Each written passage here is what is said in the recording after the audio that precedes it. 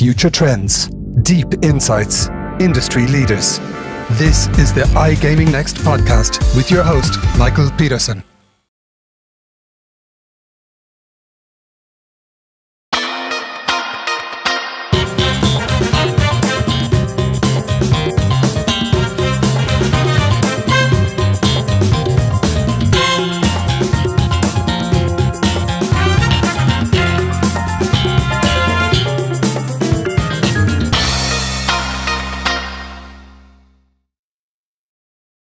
Hello, everyone, and welcome to the iGaming Next marketing podcast.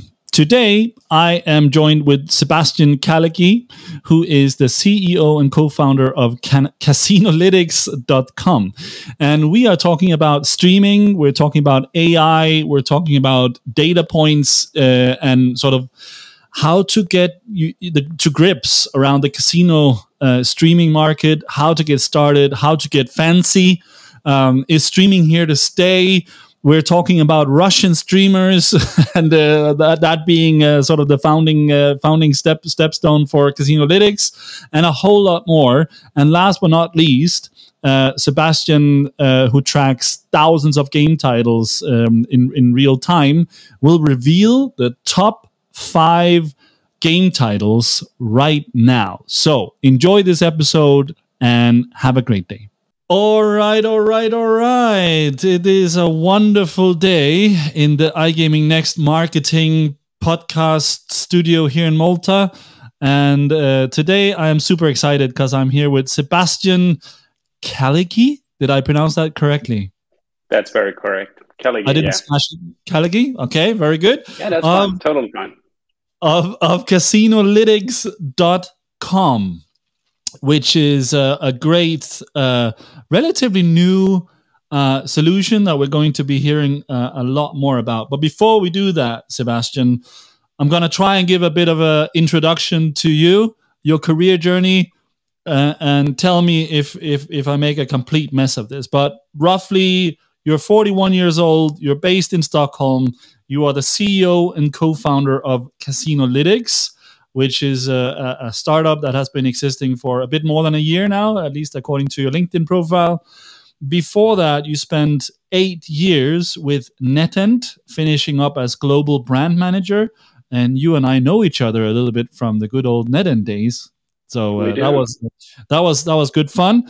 And before that, you were 8 years with Nordea Bank as art director as well. Is that sort of a pretty good overview? Yeah, I think so. I mean, I've been also in retail, but I mean, to sum it up kind of really quickly, I've been within the marketing field, digital marketing field for the past 20 years, basically. And that has been the core of what I've done, basically. So, and now I'm CEO and running a startup. So, which is cool. It's a new experience. Absolutely. And you know what, when I look at your profile, it really stands out to me that you were 8 years with Nordea and then you were 8 years with NetEnt, both two very sort of large corporations and for a long time, and then jumping out into startup world must have been quite a jump. That must have been almost sort of scary, I would imagine. I mean, it's always scary jumping into a startup, but take us back to that sort of moment where you knew you were going to take the jump. How did that feel? I think that, I mean, to be honest, I mean, there is one primary reason here. I mean, I became a father for approximately 3 years ago. And what I realized back then is that the thing that when we work at companies, I mean, what we ultimately want to do is to be able to control our time much more. And that was like the core for me. And of course I was afraid. I mean, we all are. It's like, what is it about running a startup if you had never done that, basically? Obviously, you have your experience, you know people, you can talk with people. But that was, I would say, like the core of being able to control my time more, to be able to be with my family more. And of course, I mean, people say like, okay, running a startup, what I'm saying, and we are working really hard. We do. The thing is that I can work during the nights and nobody would question when I would like to work, so to say. So, but of course, it was scary. But at the same time, Casinolytics is founded. It's by me, but also Johan Sandén. So we two, basically, we will be probably talking about like where all the ideas and everything came from. But Yes. we said like, let's do it. We're 40. It's in the midst of the pandemic. Let's just do it. We'll see. What is the worst thing that can happen? And right now we have 10 customers, 10 plus customers, and a growing live streaming market. So I think that's, it's cool. It's cool. It was worth the jumping off the cliff. It has been a good journey so far. I can assure you that I've been thinking a lot about that. But I mean, I want to thank my family as well for supporting me to be able to do this in my 40s. Basically, it's like, let's just jump off the cliff and let's do it and see what happens. What fantastic. Can you say? I mean, well, that's so inspirational as well, Seb. I think to anyone who's listening here, that it 40 years young, you can definitely still go for it. You know what? I was reading an article the other day. I think it was MIT that had done a very, very large survey of thousands of startups and then projected into the future and see which one of those were the most successful and which ones did still exist, as well. And what they found was the most successful startups was actually founded by an average age of 45. So there you go. It's it's good to have experience and have seen a bit of the world, Sebastian, before you jump into the crazy startup world. Good. So, but let's get cracking. Let's get into it. So, Sebastian, let's start by maybe you can just describe a little bit what is Casinolytics. And that's a very good question. So, what is Casinolytics? So, Casinolytics is a AI-driven data science company, to put it short. What we have done is basically solve a problem within the growing casino live streaming space. So what we have done is we have developed the world's first intelligence platform to keep track of the growing live streaming space within the iGaming sector on channels as Twitch and YouTube.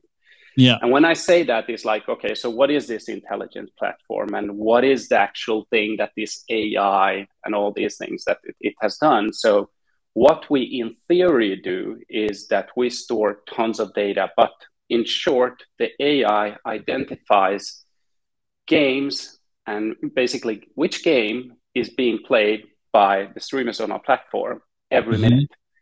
And once you trickle down that data, we also store tons of other open source, so from different APIs data, will give our customers a really kind of good idea of how their products are doing, if we're talking from a game provider side of things, but also the capital market, if they have their possessions. So how is the companies that they have been investing in doing within the live streaming space? And I think it's fair to say as well, like, I think there has been lots of discussions about how much actually casino streaming has grown throughout the past year, and it's enormously. And if we're just looking at Twitch, I mean, 2020, what they said was that they believe that, or that, according to their data actually, is that somebody has been viewing some content on Twitch for over 30 trillion minutes. And I don't even know how many zeros that is. That's a lot of zeros, I think. Okay, wow. That is a lot of zeros. So to be able to offer, so everything starts with this AI, and what we have different product verticals, but our primary product and our primary customer would be a game provider. I was going to ask you that. So the typical customer is a game provider or a game studio, effectively, that produces casino slots or casino games, and they want to track and know how often, how much, where, what languages, etc. these products are being used by streamers. Is that sort of roughly correct? That is a very kind of very accurate description. So yeah, I mean, of course, there is a lot of more insights to this, but that is from an overall perspective. So if we're looking at the game provider customer of ours, obviously they're in different phases. But if I talk about it from a broader perspective, we like the 5 key USPs that we usually talk about. Is that with our customers? So it depends a little bit where you are, but what we offer is an analysis application. It's a web app. It works on your mobile, on your desktop, where you basically can go in and check which game are being tracked in real time right now of your games. So ultimately, the 5 different USPs that we talk about is the first thing is to explore. So we help our customers to really kind of explore the streaming landscape, which are the most prominent streamers for your brand, which games are basically the most best performing for your brand. And then also monitoring. We live in a world of data, right? I mean, data is power. And you really need to understand. So you can basically monitor your brand performance over time and see what kind of impact does it have over time. But also when you're looking at game launches, what is the difference between your different kind of game launches? And then I would like to state as well that, or not state, but let's say, I think that we are providing data and insight. So the third one is to measure, that we help our customers to really understand and measure their performance in terms of how many minutes have a certain game been played, which languages have they been talking when they have been playing the streamers, and also calculate ROI on their on their marketing activities. And then also what we talk about a lot about is analyzing, and this is when it becomes really interesting. This is like if we take the capital market, for instance. I mean, they have tons of data if they want to invest in much more data than we have. But what we have is an alternative source for data that you can combine. If we talk about the capital market, that you can combine once you perhaps want to analyze your possessions, or if you want to invest in a company, or just want to get a broader perspective on how the industry is doing. And this goes as well if we talk from a game provider perspective. It's rather that you can use this data and understand what kind of impact does the live streaming scene or the casino live streaming scene have for your products and your brand, basically. And it really becomes interesting when you start combining like number of rounds, what is the gross gaming revenue, how many unique players, etc., etc. And the final one, I will just kind of sum it up, is to learn. Because I'm really passionate about innovation and like coming up with new ideas. And we usually talk about this internally as well, that there is no stupid ideas. You will always need to kind of just go with it. Just go out and try it. Fail fast, basically. That is the kind of mentality that we have. Because, but anyhow, going back to the data, I'm a strong believer in looking at the past to be able to predict the future. You don't need to always act on what's happened in the past, but it's good to know. I mean, absolutely. Okay, so if okay, just so I understand here, so the key customer today is suppliers or game studios that produce games to the casino streamers or casino audience, and you using your platform, you could let's say I have a game studio, I create Book of Michael. That's my new game title that I'm releasing. So I can sort of upload that game title or ask your system to track that game title over time, and then I will start getting real-time data in terms of what languages, which streamers are picking that up, how many hours is my game being used by streamers. and multiply that with their audience to get to some sort of reach number, and in effect, how much is it getting out there towards the end players? That's if I launch a new title. And like you're also saying, if I have launched, 25 Book of Michaels over the last 2 years, hopefully I would have changed the title a little bit, so keep it interesting. Then I would be able to get some sort of ranking, and how do they perform against each other, and how was the first month of each game launch, to see which one was performing better with the streaming community. Is that sort of roughly correct? I think that's very accurate. Depending on how you would like to use, so to say, the data as well, it depends. I mean, as I mentioned as well, like we have our 5 different USPs. Obviously, our customers are in different phases. Yes. I mean, Book of Michael for sure would become probably a good title. I mean, I think there's a trademark.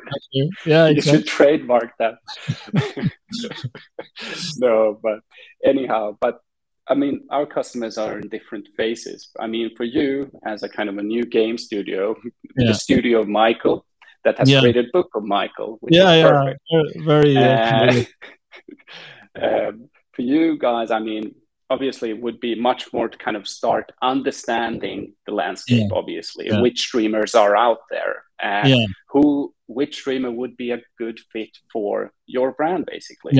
And also understand which streamers are actually obviously liking your game, or if you're doing a campaign or so. But what we also do is obviously competitor benchmarking, so that you will understand that is an additional kind of, we have 2 different packages basically in the analysis application. One is the Pro and the Pro Plus, and the Pro Plus basically has this kind of benchmarking. You will understand which are the top performing games on a monthly level, both in terms of minutes streamed, minutes watched, but also how you're doing against your competitors. So I could see that Book of Michael is significantly doing better than Book of Dead, for example, over time. Yeah, you could do that. Exactly. I mean, I love it. Book of Michael. Perfect. Yeah, exactly. It's going to stick.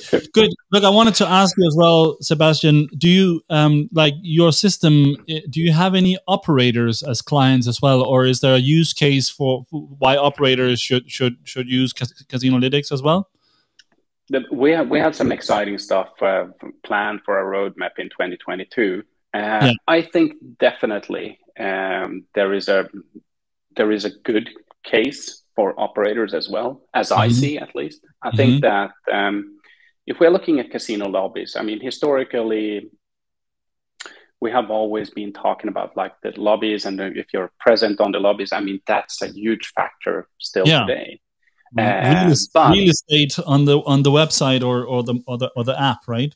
Exactly. I mean, of course, I mean, we have SEO and all the different things, but I think that what we need to look at is also human behavior today, how it changes over time. I mean, today we search for information, listen to lots of different stuff, but we search for information. And I think that as the future of TV is being shaped, because everything is basically streamed today, is that you get influenced by influencers, and how do you actually access the game in the next stage is actually that you go and search for it, right? So what we could provide to operators or potential operators is to help them to customize their lobbies based on what's trending on Twitch and YouTube from the live streaming space. So I mean, that is a use case, or something that we have been discussing, and also have some ideas, and which is planned in our roadmap for 2022 as well. Sounds super exciting. But let's talk about the bigger picture and sort of the casino streaming space today, if you will. So looking at it from your perspective, Sebastian, like how do you see the casino streaming space today? Is it still growing like crazy? Do you see a sort of a maturity level coming in? Is it flattening out? Is it declining? Like how would you describe 2021 casino streaming landscape? I think that as you said, like maturity, I think definitely there has become a lot of maturity. I think that in terms of just by looking at the streamers, I mean, they're affiliates, but they're Mm-hmm. like professional businesses nowadays. If we compare like 4 or 5 years ago, it was different. It was a different kind of landscape. Yeah. So that is, I think, the one, definitely much more maturity. So the streamers themselves have become more mature, more professional in the way they do their business. Yeah, exactly. From a professional point of view. Yeah, exactly. But I guess my question was more around sort of the market, if you will. Like, let's say there were whatever 50 streamers or 100 streamers, purely doing casino streaming a year ago. Is that significantly increasing? Are there 200 now, or is it still 100 or 105, or like what's sort of your gut feeling around that sort of the? I think we are seeing still a kind of a good growth when it comes to streaming, for sure. I mean, for the past 5 years, it's a year-on-year growth. I think like 5 years ago it was 300%, and 4 years and it was 200, and then it's steadily been growing like with 100%. I just recently checked like on like open source platforms which are gathering kind of data, and saw like, I think it was a couple of days ago when I checked this, the number of watch minutes basically has increased with 91%, I think. If we compare like year on year for the past 365 days. So it is definitely growing. And what I meant with maturity, I think that in terms of also the content, what we're seeing, I think the content has been much more up to how they plan their content, because ultimately, if we're looking at streaming, and the core of basically why Twitch exists as well, is to create content and be able to create great content that your audience likes and enjoys. They are entertainers, and the same goes with casino streaming. But just to put it short, it has grown significantly, and we don't see those numbers kind of stagnating or anything, but it's kind of steadily continuing and growing. Just for the fun of it, I just looked it up while we were talking here, and in terms of hours watched in the last year on Twitch, 277 million hours watched, and an increase of 92% year on year. So that's the slots category. It's growing like crazy, actually. That's pretty insane, actually. And the number of hours broadcast is 1.3 million, an increase of 40%. So hours watched is effectively growing more than twice as fast as the amount of hours that is being produced in the streaming world. So clearly the audience and the interest for casino streaming is growing exponentially. So that's great. Okay. So what do you think the ones sitting at home, the ones that are viewing casino streamers, like, why is this so interesting? Like, why is it so fun to look at casino stream? What do you think people are looking for? That's a very good question. Actually, you need to go back to yourself. It's like, why did we actually created this? And I think that when I first started watching casino streaming, I think it was like back in 2016, 2017, and my girlfriend says like, "What are you doing? Is that fun?" I was like, "I don't know. I have no idea, but I think it's fun." Yeah. So I was like, "All right." But then I continued down that path, and the thing is, I think that we need to kind of look at human behavior and how we want to be entertained. And I think that is, you choose the streamer that you like. You want to basically be part of a community. That is the one thing. The other thing is that when it comes to casino streaming, it's really entertaining. Yeah, you get different kind of reactions. The games, it's fast paced, which is compared to, let's take League of Legends or any other huge game out there.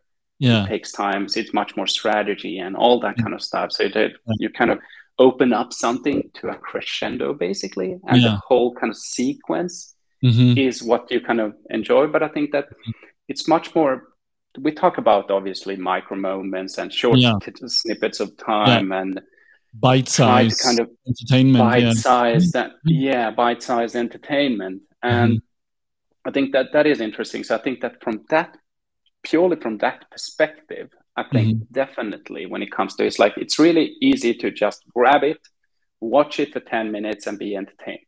That's what I think. And that is it. That is the core. It's all about entertainment. Yeah. And that is why people get back to it. So I fully agree on the entertainment front. I mean, one of the things we often discuss is entertainment versus sort of big stakes, or sort of the money aspect, if you will. So, and to put that sort of at the extreme, like would people look at casino streamers that would play for very low stakes, or maybe even fun money, as in putting it at the extreme, and it's purely the entertainment side of things that needs to sort of carry this and grow the audience? Do you think that would work? Definitely.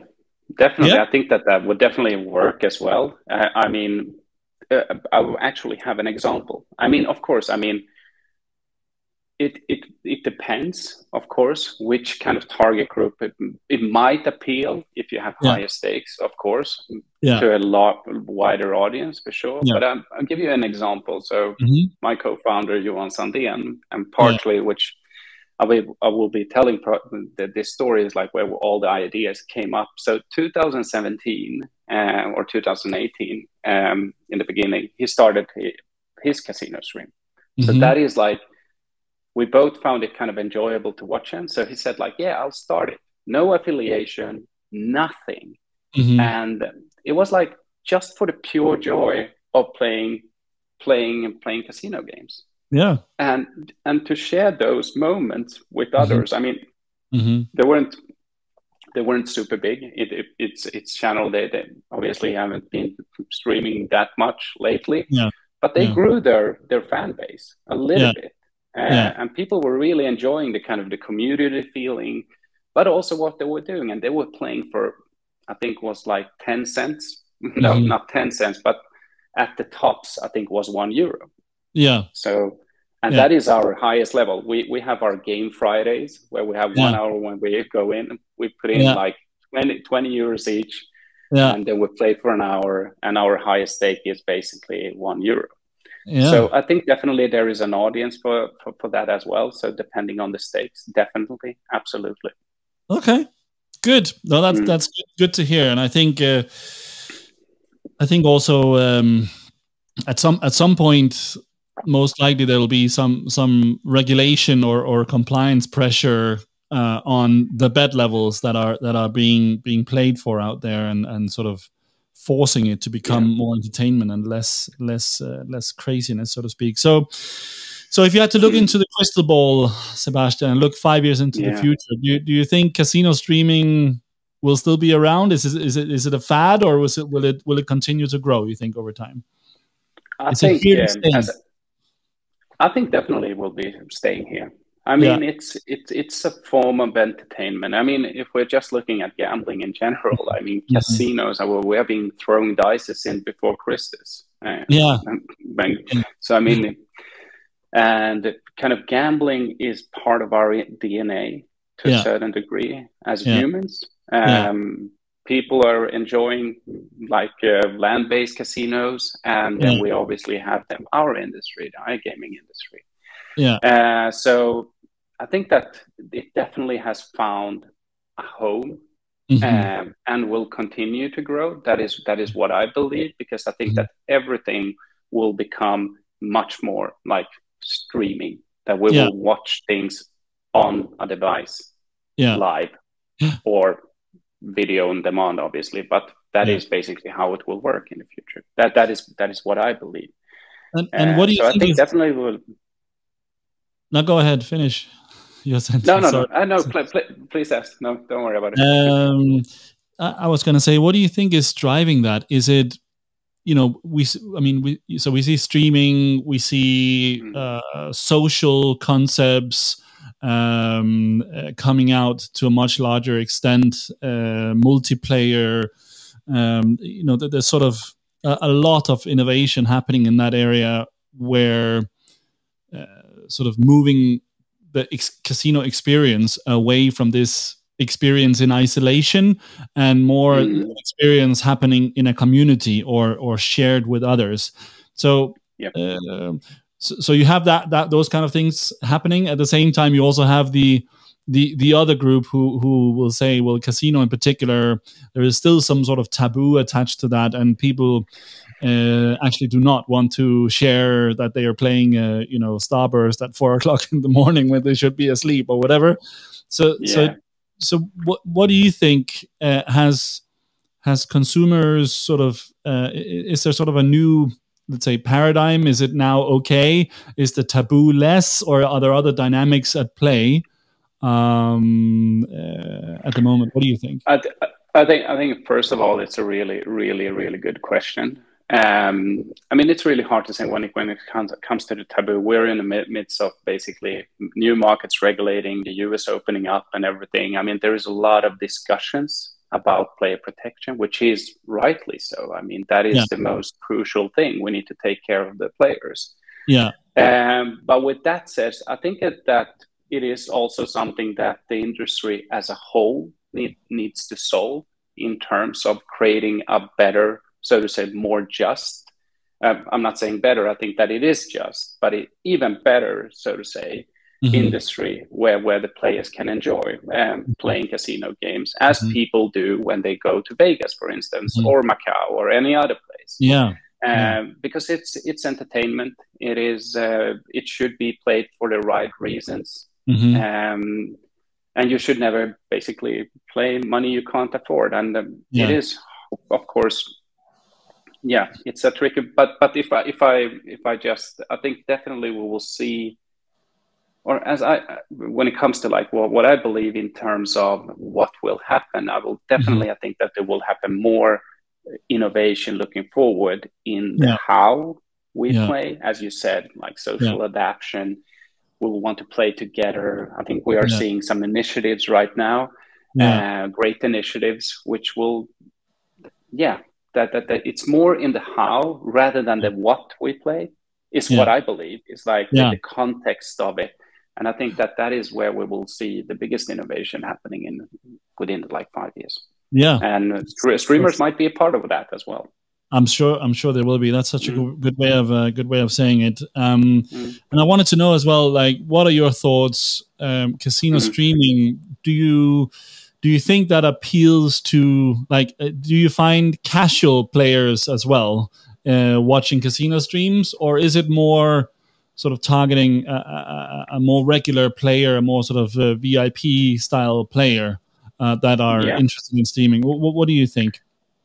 So first of all, I mean, we don't track which player, so to say. It's more based on our experience and what we see and so forth. I mean, the ones who have this data is obviously the casinos, right? Who work together with the streamers to drive traffic. But sorry, what was the question? I forgot. I said, like, there's a, you can say if you're opening up Twitch, if you even know about Twitch. Let's start there. Now remember the question. Casual players, do they exist? Exactly. I think definitely you will find both of them. I think you will have both play types if you were talking about casual and VIPs just only. But I'm sure that there is like also players who are not interested just looking at the casino streams for the entertainment purpose because they think it's fun. They don't gamble themselves. But they like the content that is being shared. So I think that there is a lot of kind of different. I think that you will find different kind of play types for sure. I don't think that it's like kind of categorized into one bracket or so. I think that you will definitely find a wider variety of player types within, and I think that there is much more different player types as well, rather than just casual and VIP as well. Even that's what we usually talk about. Yeah. Okay. Cool. Good. So let's go back to how did Casinolytics, how did it all get started? And in our prep call, you told me a really good story, actually, that I can't remember. It was basically, I believe it was when you were at NetEnt, and there were some game titles that started performing out of nowhere. Do you remember that story you were telling me? Maybe you could sort of share it with our audience. Do we have time? No, I'm just kidding. As much time as you need. So go for it.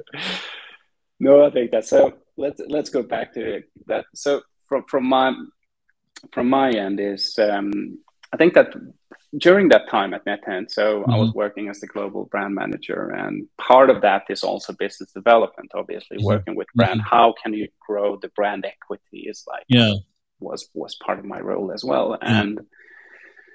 Then the fun part was that with our BI team, basically, that we talked about, like, so there was this one game on a dedicated market, which was Russia, that was outperforming, and this was back in 2018, outperforming the perhaps, let's say, like the most known game brand. I don't know if I think we all know what I'm talking about. By 100%.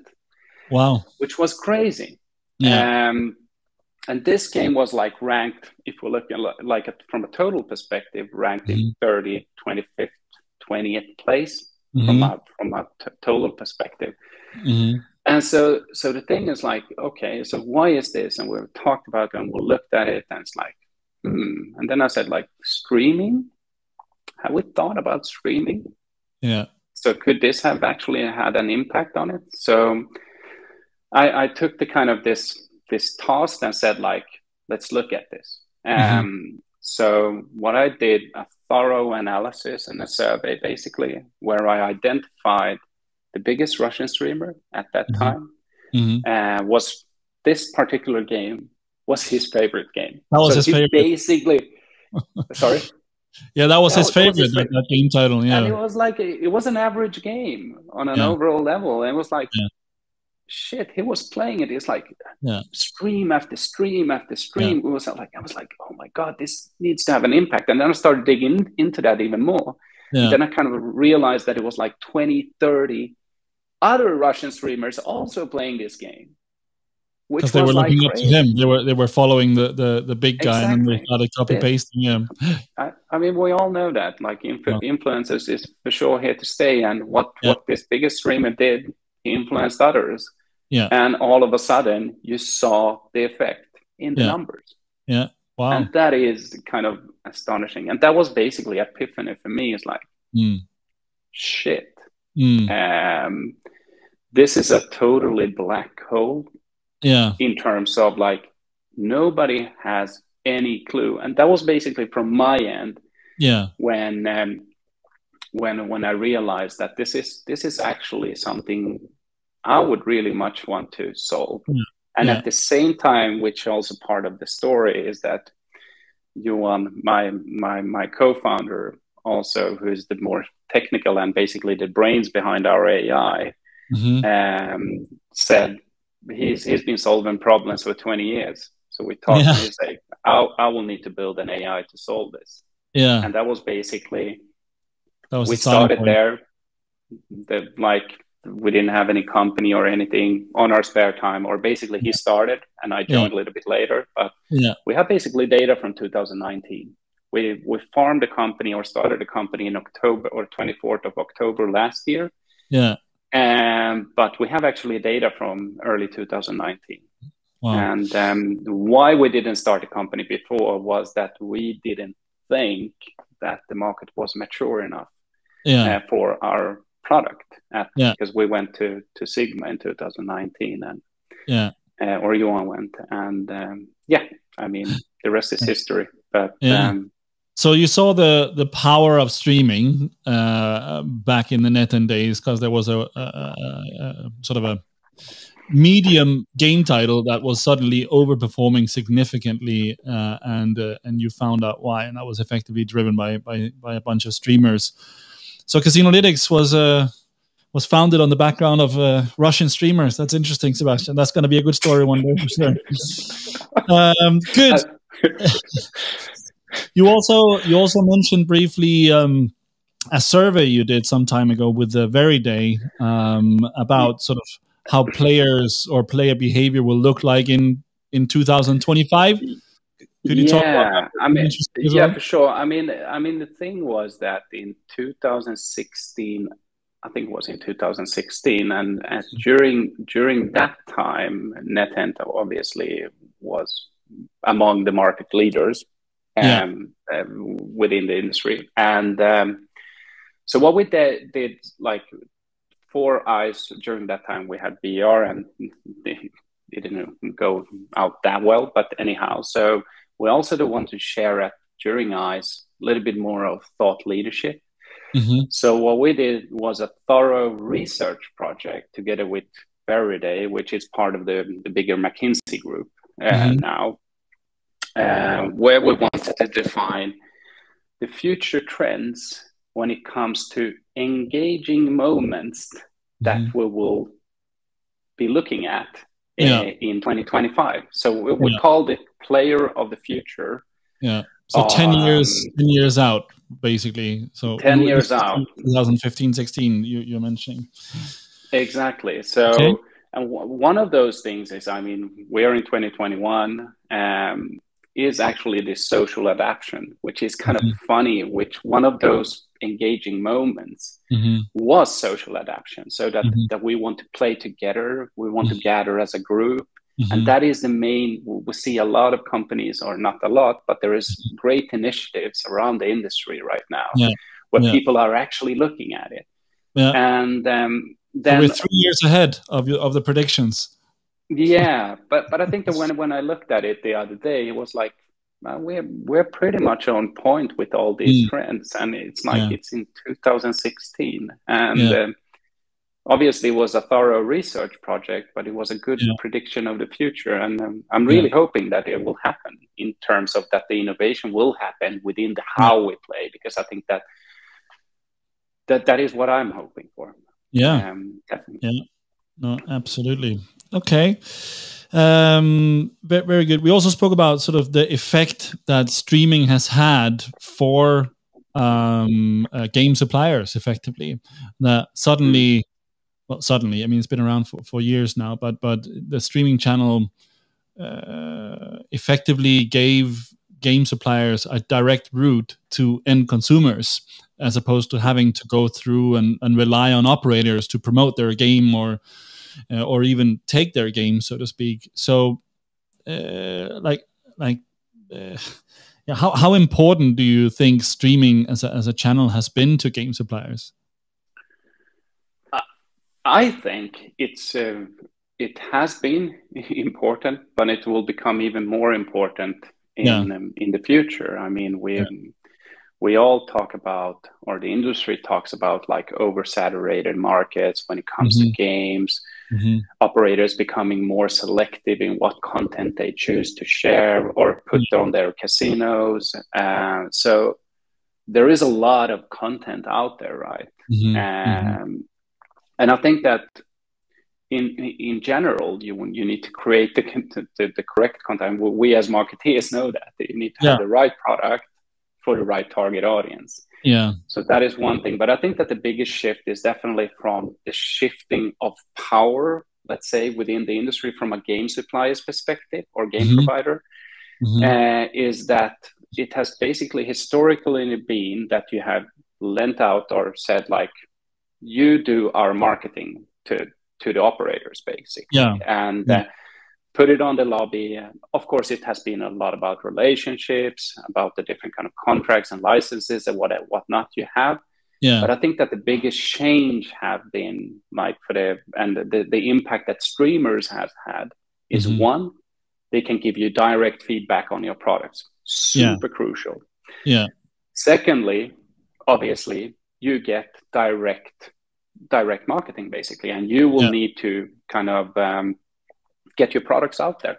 And that is a great way, because then you will see the products being played in real time and the audience will watch them. So Yeah, I think, but just to mention, for instance, if the level of the data that we have, I could tell you basically which are the top 5 most used features on Twitch last month when it comes to games. That is the level of data we haven't touched upon. Inside the games, effectively. Let's say we call it like multipliers, sticky wilds, or whatnot. Right? Yeah. So. Okay.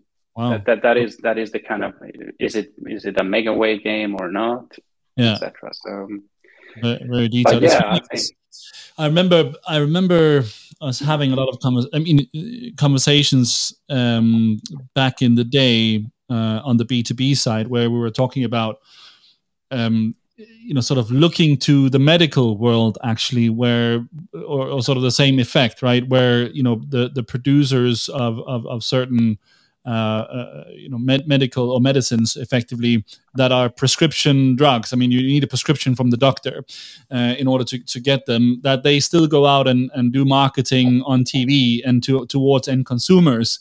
Like, why on earth would they do that, since you can't just go down to your pharmacy and buy it? You need to go and see the doctor first. But obviously, with the result happening that when the patient goes to the doctor, he will specifically ask for, I want to cure a headache and I want this product because they saw it on TV. So they're creating a pull effect in the market, right? And we were talking about sort of copy pasting that into gaming, being a B2B supplier.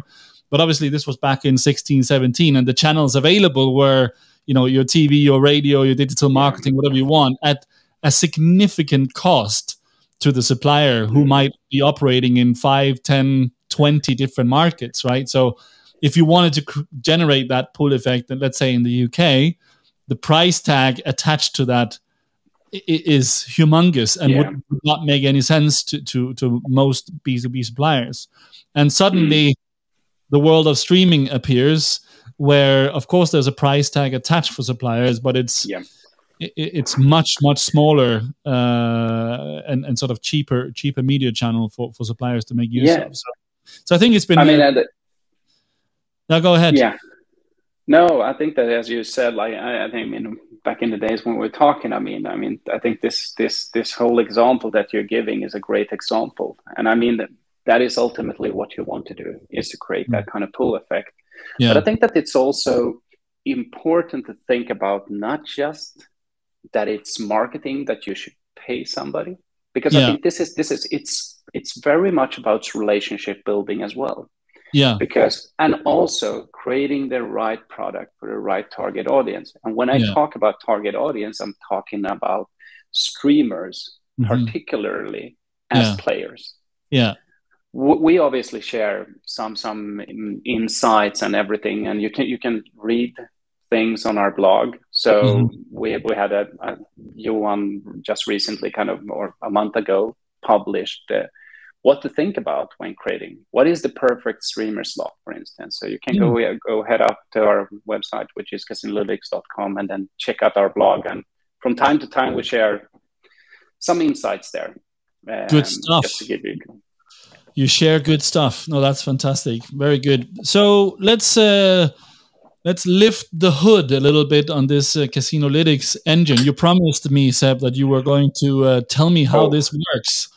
In terms of tech, without spilling the secret sauce, so to speak. So let's lift the hood and tell me a little bit more about, sort of walk us through how this works. Yes, for sure. I mean, we have an AI. That's it. Yeah? I'm just kidding. Job done. Nice meeting you, Seb. Have a good day.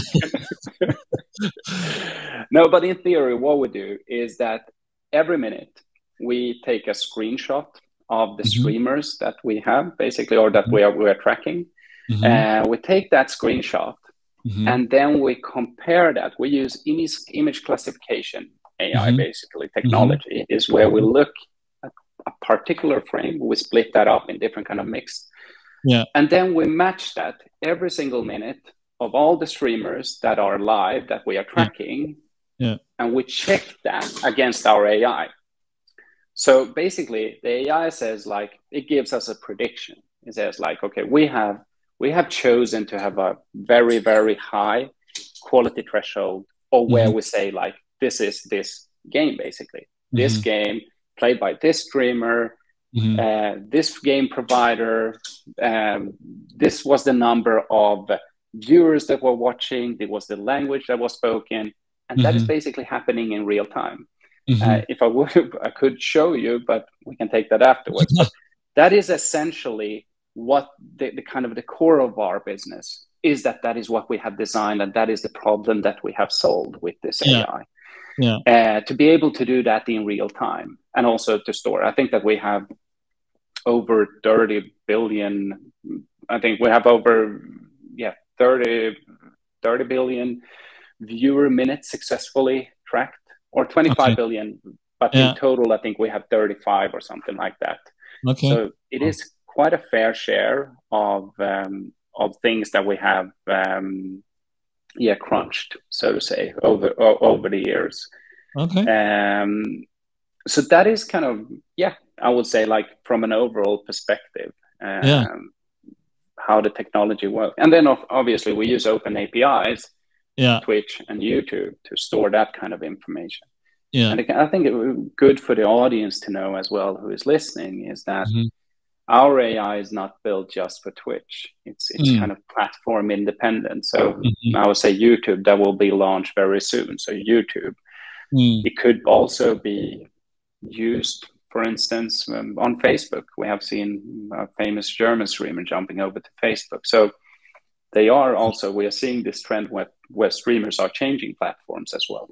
So it's important that it's scalable, our AI, our technology. So anywhere casino games will be streamed, you will be there watching over them and tracking it all. Yeah, and I think that it's important to mention, sorry, Mike, I just wanted to mention as well, we don't track all games. We add games to our platform. So right now, I think we track like 70% of the total streaming market. So I guess the suppliers who are your clients effectively sort of, upload or select the game titles that they wish to be tracked. And you could say that. And then you start looking for it across many channels. And we always add like the majority of the popular games that we believe, because I think that collectively we have been watching over 5,000, almost 5,000 hours total of live streaming. So we have a good, it's not just the AI, it's also our knowledge, so to say, that we know. How many game titles do you track now, roughly? Right now, it's like just surpassing 900. 900 by having 900 and over 1,100 streamers on our platform, 59 game providers. So yeah. Wow. It's growing. So I have a question for you, Seb. So can you give us a temperature check across the titles and the streamers that you check? Can you give us like top 5 most popular game titles as of 25th November 2021?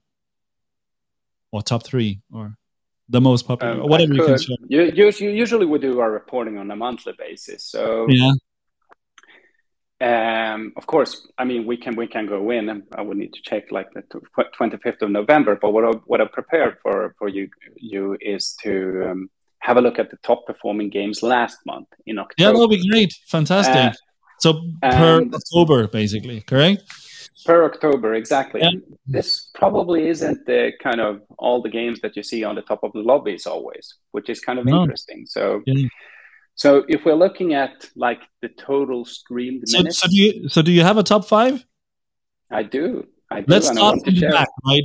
Let's make it really exciting. Let's start with the 5th biggest and then go backwards towards number 1. Okay. So shall I do a drum roll as well or something if I can? Do you have any music? I don't know. Do I have any music? That was something there. No, let's not do that. Okay, number 5. Okay, number 5. So, but what we'll be looking at is the total number. So we have different metrics, but what we'll be looking at right now is the most popular game among streamers. Yeah. So, the number most popular in terms of hours streamed on that game title. Exactly. So, drum roll. This perhaps is very high up on the lobbies. But anyhow, number 5 is React Tunes from Play and Go. React Tunes from Play and Go. Woohoo! Place number 5. Okay. Yes. Number 4. Number 4. Drum roll. Fruit Party from Pragmatic Play. Fruit Party, Pragmatic Play. Wow, nice. Okay, yeah. We're getting into the top 3 now. This is getting exciting. We do. And on place number 3, we have Gates of Olympus from also Pragmatic Play. Yeah, fantastic. Well done. And number 2, Crazy Time from Evolution. Crazy Time from Evolution. Wow. Yeah. Okay, and now we have to make a very long drum roll for number 1. Okay, are you ready? I would like you to take a guess. Ooh, I have to guess. So the number 1 most popular game in October for casino streamers based on hours streamed on a game title. Yes. I have no idea. I'm going to go with my favorite game of all time, Dead or Alive. Awesome. Dead or Alive 2. I was actually thinking that you would say Book of Michael. Yeah, Book of Michael. Yeah, let's talk again in a year, and then we'll have some new data. Book of Michael will be produced. All right. So drum roll. Wanted, Dead or a Wild. Wanted, Dead or a Wild. What's it called? Gaming. Wanted, Dead or a Wild. It's really hard to pronounce. Wanted, Dead or a Wild? Yes. It's by Hacksaw. Hacksaw Gaming. By Hacksaw Gaming, number 1. Wow. Yes. That's impressive. It's been performing really, really well. That's a top 5 I did not expect. I gotta be honest. Like you're saying, there's definitely a sort of a mismatch between what sort of you would expect to hear and sort of the mass market and what you see promoted on the websites to what the casino streamers are actually spending the most time on. For sure. Yeah. Wow. No, but so that is interesting. I mean, the other kind of publicly available data we have shared is also on a blog, for instance. And what we have so far, we have been tracking Crazy Time, obviously, right on the top list here as well. Is that Crazy Time we have been tracked since the launch in June 2020. Yeah, it has been streamed for over 500,000 minutes. Okay, wow, that's quite a fair share of airtime or brand awareness, if you will. Yeah.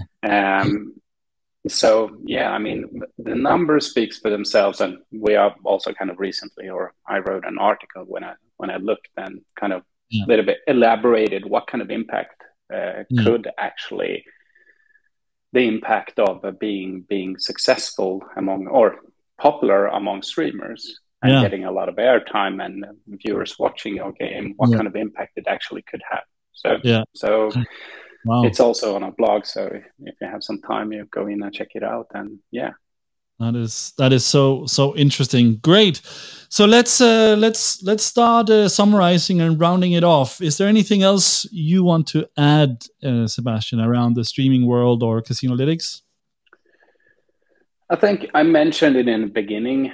I mean, it's kind of crazy. I mean, just to add this, I mean, we talked about like the future of TV. I'm a very kind of strong believer in, obviously we have a technology and a company that's focusing on live streaming, but it's definitely here to stay. I mean, we all see it's on everybody's lips. I mean, it's kind of interesting, like everything is streamed. I don't know, since the last time I had a cable subscription on my TV. So we've been streaming sports and everything. But I mean, 30 trillion viewer minutes. It's kind of a crazy thing. So, but what I can share as well is that just to give you some kind of perspective a little bit is that, or not perspective, but to understand what kind of impact a game. We had a game from one of our customers actually in I think it was in April or May. It has over 100 view in total, 100 million in total reach, which is over that somebody has seen a product or this particular product for 100 million minutes, which is wow. That's kind of, if you just compare that to regular TV and think about it, because I think that the most important thing is as well that you're reaching the right target audience. Yeah. Right. It is. Absolutely. It's a kind of it's much more kind of directed towards that. So yeah, it's crazy.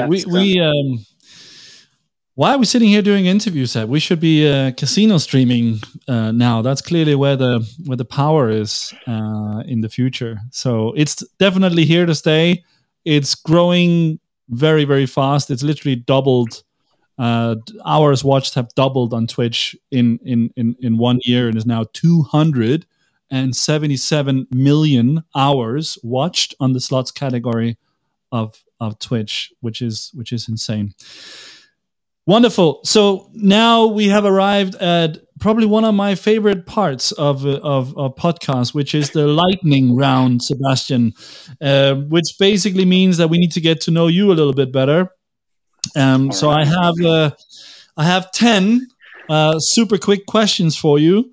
You're not allowed to think very much about it. Literally just give your snappiest answer. You have think you have 1 second to answer each question. Okay, you ready for it? Yes. All right, let's go. Twitch or YouTube? Twitch. NetEnt or Evolution? NetEnt. Brand or performance marketing? Brand. What do you think about golf? Love it. Elon Musk? Genius. Lasagna? Okay. Vegans? Good. Favorite book? The last book I read was the biography of Elon Musk. Oh, there you go. What do you think about Eurovision? I think it's great. And last but not least, Metaverse. Oh, love it. So exciting. Super exciting. Fantastic. Very good. Those were the 10 questions. Sebastian Khalighy, Casinolytics.com. Thank you so much for spending an hour with me. It has been very enlightening. I think you have a super cool product. And I now know that I need to launch a game of my own, Book of Michael, and definitely start casino streaming something, because that's where the power lies for the future. Sebastian, if anyone wants to reach out to you or get in touch, where can they do that in the best way? They visiting our website, basically, or Casinolytics.com, or reach out on any other social media. If you just search for Casinolytics, you will find our contact details, or just ping me on LinkedIn or anything, and we'll be happy to tell you more. Fantastic. So, Wonderful. Thank you so much for your time today, Sebastian, and I wish you all the best of luck with Casinolytics. Thank you very much, Michael. Thanks for having me.